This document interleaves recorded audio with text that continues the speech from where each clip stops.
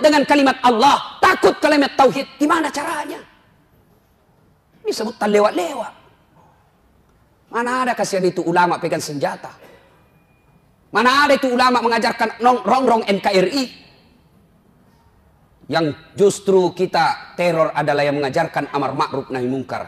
Tapi para koruptor. Coba kita lihat kelakuan negara terhadap koruptor.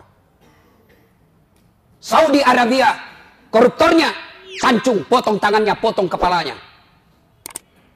Di Indonesia apa yang terjadi? Koruptor, potong masa tahanan. Ini kan keterlaluan namanya. Kan lewat-lewat mako. Marah Allah. Dan yang keempat, mereka berbuat zalim secara terang-terangan. Mereka berbuat dosa secara terang-terangan. Sekarang dosa sudah tidak dianggap lagi sesuatu malu. Beberapa kali saya masuk warung kopi.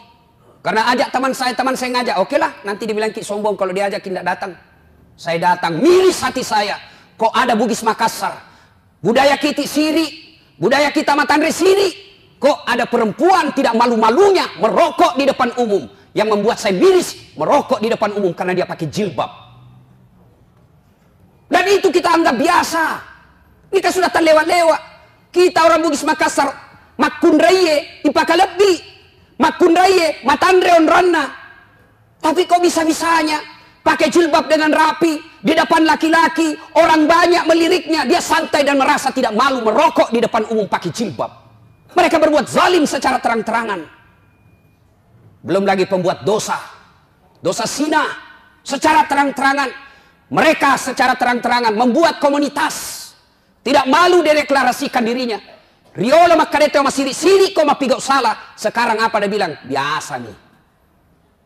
Dulu kalau ada perempuan hamil diusir dari kampungnya, masuk kok upaka siri kasih di kampung. Bapak rela dia buang anak gadisnya untuk apa? Karena dianggap membuat aib buat keluarga. Sekarang apa? Nyata-nyata hamil 7 bulan pesta besar-besaran.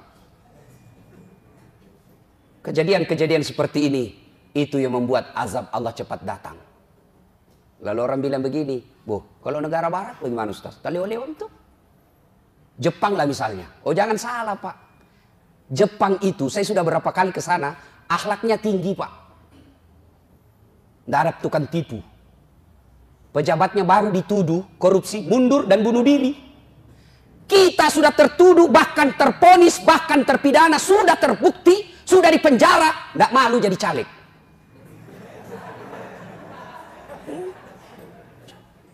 Apalagi kita lihat negara kita, bandingkan negara Eropa, barangkali yang banyak dosanya. Dibanding Indonesia, jangan salah Pak. Mereka banyak dosanya tapi cerdas.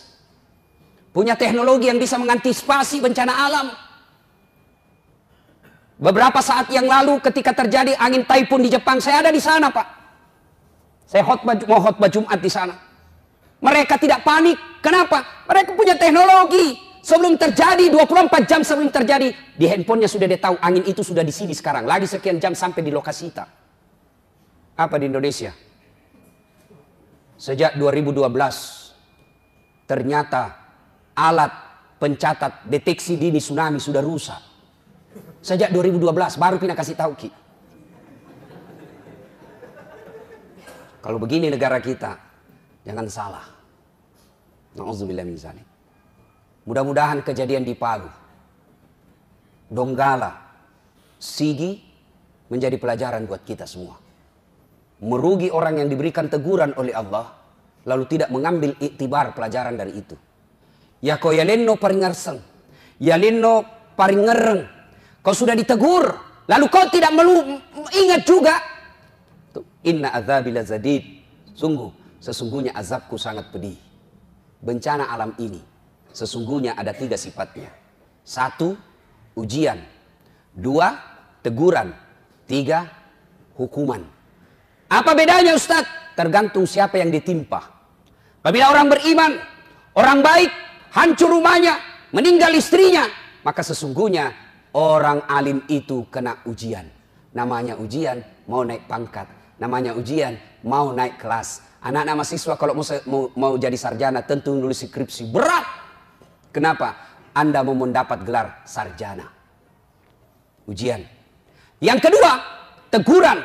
Siapa mereka yang ditegur? Orang baik yang berbuat salah.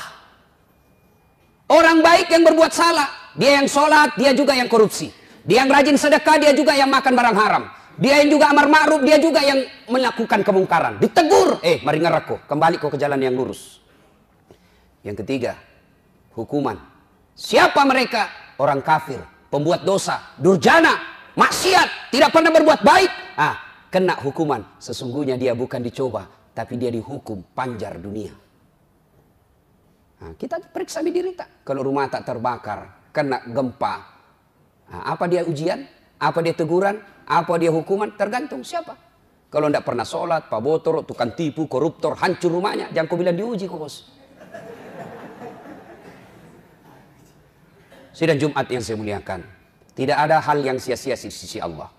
Gempa, bencana, saudara kita yang ditimpa di Sulawesi Tengah, sesungguhnya faedahnya satu, ladang sabar bagi mereka yang kena musibah. Bagi mereka yang kena musibah, ini ladang amal. Berat, sakit hati, menderita. Karena memang hadiahnya sungguh luar biasa. Apa? Innallaha ma'as-sabirin. Allah bersama orang-orang yang sabar. Sabar, Allah bersama kita. Kena musibah, hancur rumah, keluarga berantakan. Tapi sabar. Dia hanya mengucapkan, Inna lillahi wa inna ilaihi raji'un. Segalanya datang dari Allah, segalanya akan kembali kepada Allah. Saya sabar, maka hadiahmu apa? Bersama dengan Allah. Bapak saja bersama gubernur kita sudah selfie-selfie. Kirim semua teman, saya lama gubernur.